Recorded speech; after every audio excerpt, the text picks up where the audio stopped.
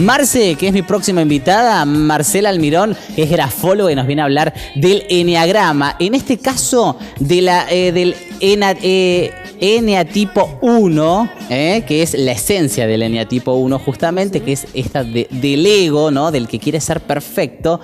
Y Marcela Almirón me estaba diciendo recién, quiero ganarme el cambio de look también. Sí, claro que sí. ¿Cómo estás, Marce? Muy bien, muy bien. Buenas muy tardes. Bien. ¿Cómo estás? Bueno, esto de ser perfecto. La semana pasada hablábamos un poquito del eneagrama, ¿no? Y quedaron muchas cosas para detallar, ¿no? Hablábamos en general de las personalidades, pero ahora nos vamos a profundizar un poco en cada uno de ellos, particularmente en el primero, en el eneatipo 1, que es aquel que quiere la perfección. Contanos cómo funciona. ¿Cómo funciona? Bueno, recordemos que la semana pasada, cuando hablábamos del eneagrama, hablábamos de esta estructura que básicamente es un mapa en donde podemos encontrar características de nuestra personalidad, ¿sí? Es un mapa que nos ayuda justamente a darnos cuenta cuál es nuestro estado. La lectura de este mapa hace que podamos profundizar en el autoconocimiento, en nuestras virtudes, en nuestras compulsiones, en nuestros, por ahí, estas pasiones que a veces nos desbordan. Y bueno, y comenzando ordenadamente con el eneagrama, vamos a trabajar hoy el eneatipo 1, ¿sí? Recordemos que lo dividíamos en triadas, ¿sí? Teníamos la triada del corazón, que era el eneatipo 2, 3 y 4, la triada de la mente, que era 5, 6 y 7, y bueno, y la triada instintiva, que era el 8, el 9 y el 1. ¿Qué quiere decir esta triada instintiva, ya que vamos a comenzar con el 1? Son aquellos que decimos tienen el predominio de este cerebro reptiliano, ¿no? Si vamos a las neurociencias, vamos a dividir el cerebro en tres partes, ¿no? Este cerebro reptiliano, este cerebro instintivo, y el eneatipo 1 es justamente una de sus características, es esto de lo instintivo, ¿no? Son personas que acometen ante la vida. Siempre decimos que la ira tiene que ver con una de sus características, ¿no? La ira es su pasión. La van a manifestar de distinta manera, ¿no? Tanto el 8, el 9 y el 1.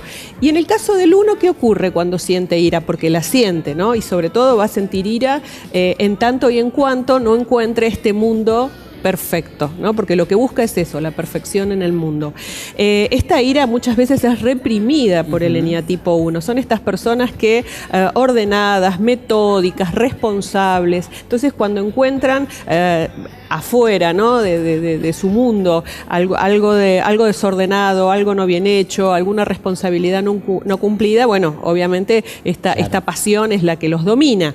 La característica que tienen es que, a diferencia del 8, que es una persona totalmente explosiva, el 1 encuentra que si manifiesta la ira es imperfecto.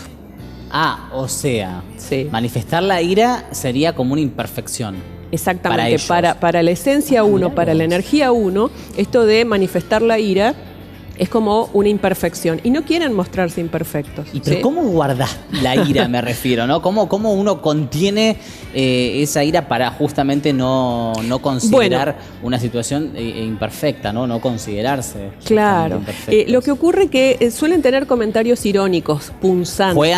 Juegan con la ironía. O sea, esa ira, en lugar de manifestarla abiertamente, como puede ser el 8, ¿no? Que siempre decimos, el 8 úlcera nunca va a tener, ¿no? Porque el 1 sí. El 1 sí. Son totalmente explosivos, claro. ¿No? O sea, el 8 no guarda absolutamente nada, lo manifiesta abiertamente y realmente no le preocupa demasiado.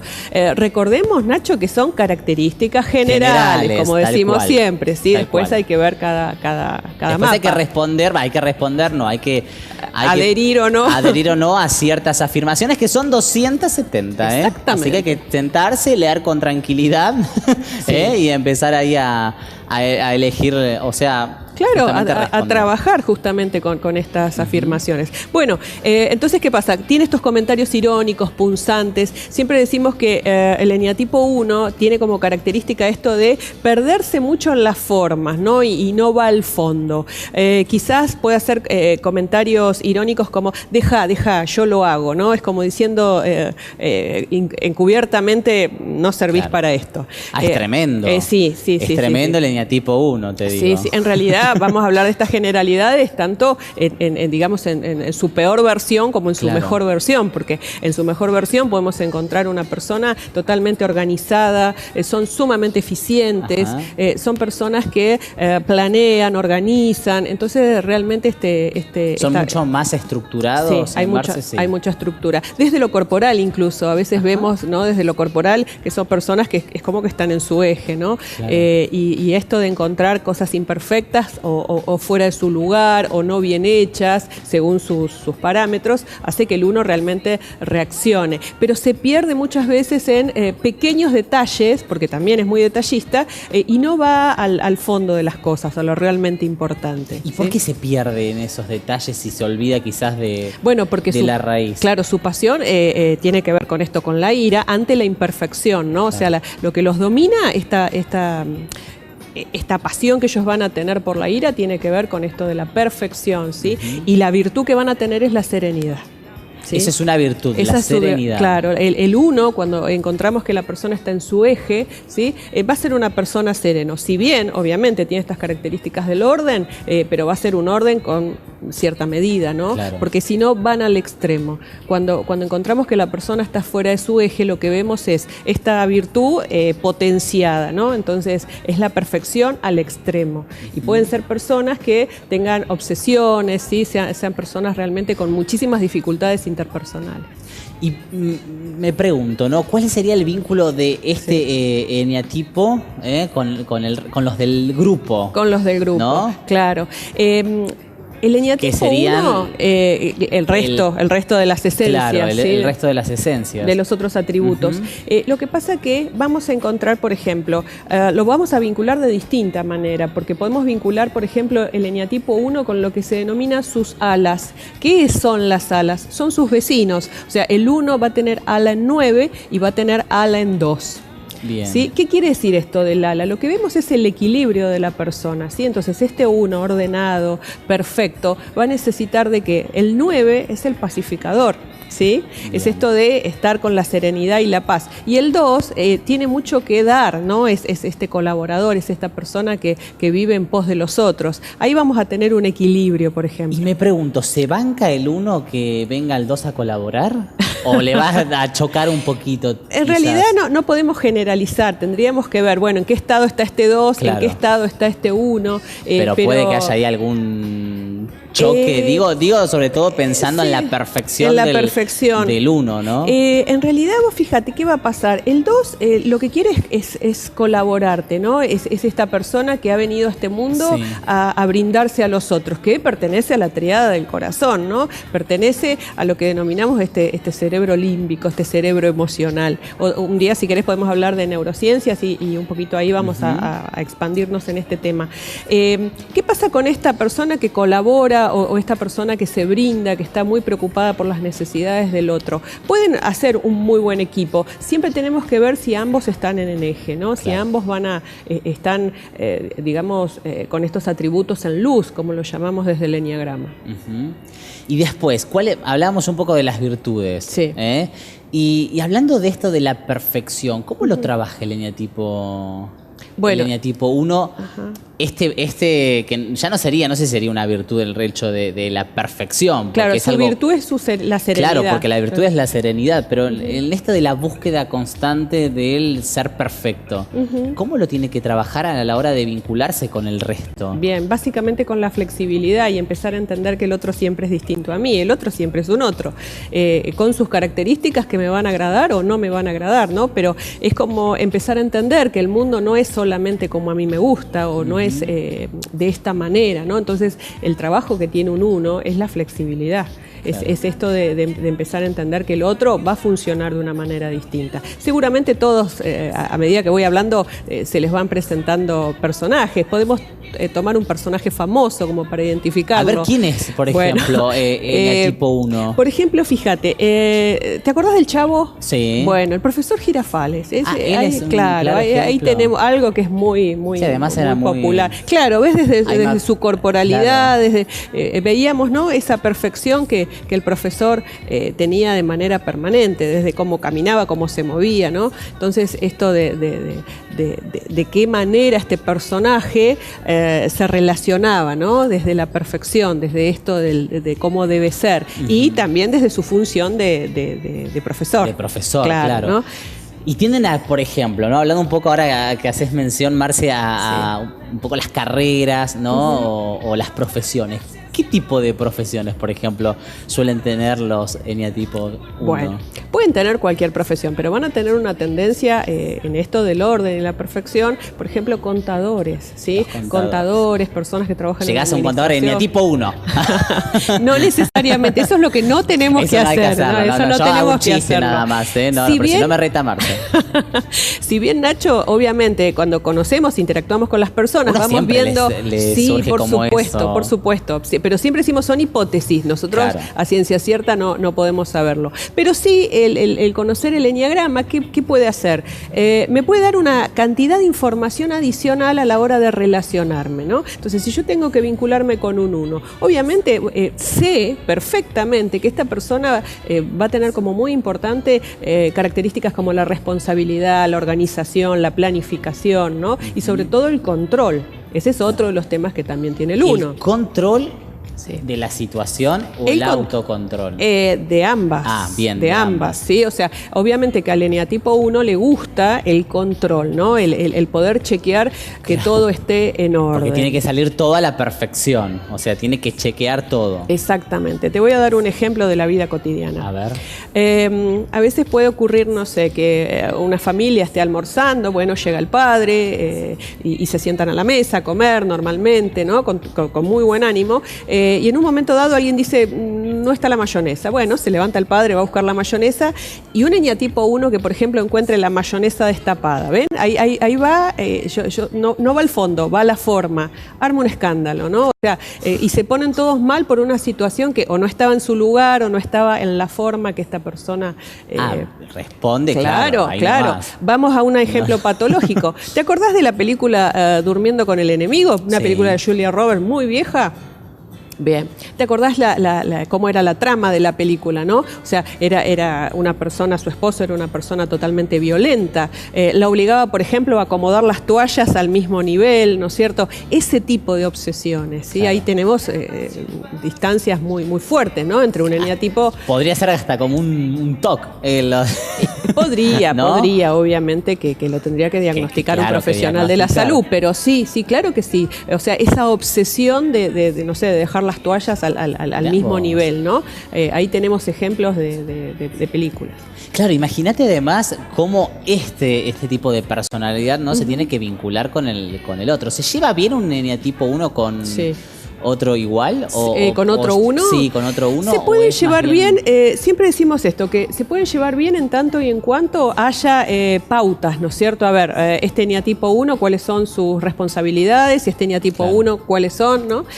A veces damos el ejemplo de los 8, ¿no? ¿Qué pasa cuando tenemos dos guerreros juntos? Tienen que admirarse para poder llevarse bien. Admirarse. ¿Sí? Tiene que haber una admiración, ¿no? Porque si no es una guerra campal la que se puede generar en una empresa, por ejemplo. Claro, y hablando justamente de una empresa o más, llevando al eneatipo 1 al ámbito laboral, ¿cuál es ese vínculo más allá de la búsqueda de la perfección, del hecho del control sobre el resto quizás, ¿no? Sobre las situaciones? ¿Cómo lo ve una empresa, en el caso de los recursos humanos y demás, un eneatipo 1? ¿Cómo lo ve, ¿no? Para la incorporación, por ejemplo, del personal a un eneatipo 1? Bueno, las estructuras, desde cómo te va a presentar el currículum, la manera en que va a venir a la entrevista, absolutamente todo te va a hablar, ¿no? De cómo es ese eje. Siempre decimos que son personas rígidas en muchos aspectos, ¿no? Rígido desde la comunicación, rígido desde su presencia, ¿no? A veces los encontramos que son monocromáticos, decimos, ¿no? O sea, tienen una manera de vestirse en donde absolutamente todo tiene que combinar. O sea, hasta la vestimenta te puede dar un indicio de cómo se maneja. El eneagrama, por ejemplo, en lo que es en el área empresarial, es sumamente útil a la hora de hacer coaching, ¿sí? Claro. O sea, cuando hacemos un proceso de coaching, el hecho de tener en cuenta cuál es la esencia de nuestro cliente hace que realmente podamos ir directamente a al meollo, ¿no? Del trabajo que hay que hacer. Es como una herramienta que nos genera mucha información del cliente. Y en el plano sentimental, ¿cómo sería un eneatipo 1? Bueno, a ver, en el plano Recién sentimental... hacíamos referencia un poco a la película, ¿no? De Julia Roberts, pero sí. más o menos, quizás no se repite el patrón, pero...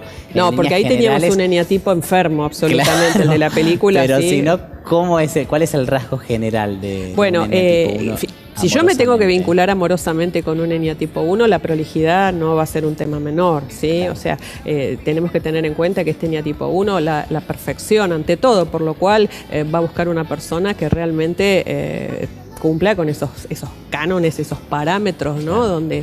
Donde la perfección no sea un tema menor, la impuntualidad es un tema que los desborda, el hecho de no cumplir con ciertas pautas acordadas, entonces a la hora de relacionarnos amorosamente lo tenemos que tener en cuenta, ¿no? Claro, porque es como que se le rompe toda una estructura. Claro, es una estructura, ¿Cómo justamente. Hace después por ejemplo, una situación que se le rompa la estructura, ¿cómo hace el eneatipo 1 para hacerle frente a esa ruptura que de golpe alguien lo viene a desestabilizar por completo? Por completo, y va a depender del estado que tenga esta persona. O sea, porque te puede mandar a... Sí, o puede ser muy irónico, ¿no? Siempre decimos jugar que... con la ironía. Claro, la ira la va a guardar, ¿no? ¿Por qué? Porque estas esencias del instinto, el 8, la ira la expulsa, ¿sí?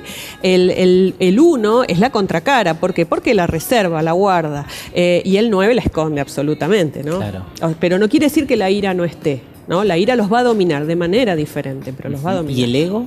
Oh, y el ego, claro, justamente, ahí es donde se pone en juego, ¿no? Esta perfección y este orden, ¿no? Que es el ego el que está comandando, porque no puede lograr comprender que tiene que ir al fondo de las cosas, no quedarme solamente con las formas. Claro. ¿Sí? Pero es sumamente interesante, profundísimo lo que nosotros podemos saber de una persona en la lectura del mapa personal. No, es tremendo, la verdad, es tremendo, que es sí, impresionante. Conociendo ahora de a poquito, ¿no? Cada una de esas personalidades, que si bien lo decimos, son en líneas generales, te va marcando cuál es la tendencia también, cómo se maneja en este caso un eneatipo 1, y a lo largo de las semanas vamos a ir conociendo el resto, porque sí. Me imagino, bueno, el 8, por ejemplo... Que el que te expulsa todo, ese debe ser terrible. Sí, todos tienen obviamente cosas fantásticas y cosas no tan fantásticas, pero por ejemplo podemos hablar de los niños también, ¿no? ¿Y qué pasa, claro, con los niños? A ver, el niño con esencia 1 es muy común que sea el que ordene los juguetes, ¿no? O sea, es muy común que, a ver, te voy a contar una experiencia personal. Una niña de esencia 1 le saca punta a los lápices y los ordena todos, ¿sí? Del mismo tamaño. O sea, fíjate hasta dónde llega, y te hablo de un niño de 4 o 5 años, ¿no? Entonces, eso, que las cosas estén en su lugar, ¿no? O sea, esta niña específicamente tiene algunos temas con la suciedad, o sea, no le gusta manchitas en el piso, no le gusta. Entonces, desde el niño ya podemos empezar a observar la esencia, ¿no? Claro. Y eso, como padres o como familiares de estos niños, nos puede ayudar mucho a guiarlos, a flexibilizarlos. En el caso del 1, que el niño se flexibilice, ¿no? Porque imagínate que es un niño que no se ensucia, no juega, no se conecta quizás con otros niños. Claro, y es importante ir como adaptando también, ¿no? a cada una de las situaciones. Marci, por ejemplo, ¿se puede modificar la esencia? No, nacemos con o sea, si la esencia es 1, va a ser siempre 1, sí. A pesar que ante diferentes situaciones podamos modificar nuestra actitud frente a esa situación. Lo que nosotros podemos hacer es, primero, cuando conozco mi esencia, siempre decimos, todo lo que yo me preguntaba vino a mí, empiezo a entenderme, empiezo a saber el por qué funciono de la manera que funciono, ¿no? O sea, cuál es mi patrón a la hora de presentarme ante el mundo. Y eso es una información muy valiosa. Sé cuáles son mis fortalezas, sé que voy a tener que trabajar toda mi vida. En el caso de la esencia que estamos charlando hoy, tiene que trabajar la flexibilidad, tiene que trabajar el fondo de las cosas y no quedarse en la forma nada más. Tiene que trabajar los vínculos, tiene que trabajar esto de conectarse con la sensibilidad. ¿sí? Y bueno, infinidades de cosas que pueden ser, que tiene que ver con la lectura del mapa, ¿no? Porque recordemos que yo puedo ser esencia 1 y tengo que ver el estado del resto de los atributos. Exacto. Para poder empezar un camino de autoconocimiento y de trabajo. 270 afirmaciones, ¿eh? Sí, exacto. Tienen que responder, o por lo menos leer y estar de acuerdo o no estar de acuerdo. Exacto, yo adhiero o no adhiero a la afirmación. Exactamente. Bien. Yo lo voy a hacer, Sí, lo vamos para saber. Después les cuento. La semana que viene les cuento a ver qué eneatipo soy. Sí. Me siento bastante identificado con el de hoy, ¿eh? Bueno, pero vamos a ver. Claro, de cualquier manera. Tengo que leer las 270 afirmaciones y ahí Marce me va a decir después. Hacerte la lectura. Lo vamos a hacer eso para la semana que viene. Lo vamos a hacer y el próximo miércoles hablamos de esa esencia. Bueno, si llega a ser justo la 1... Ya está. Pero si no, vamos a continuar. Marce, bueno, empiezan los talleres, los cursos. Empiezan los talleres, sí. Ahora el 22 de enero ya empezamos con los talleres de verano. Así que bueno, están todos invitados para poder inscribirse. Bien, ¿dónde nos anotamos? A ver, teléfono 0299-442-8806 o dentro de lo que es Avenida San Juan, 1151, segundo piso de Barrio Santa Genoveva. Perfecto. Acá entonces en la ciudad de Neuquén arrancan los talleres para grafología y también para Enneagrama. Enneagrama, sí. Así que, Marce, un placer. Igualmente, como siempre. siempre. El próximo miércoles te espero con tereré. Por favor. Porque hace mucho calor. Hacemos una pausa.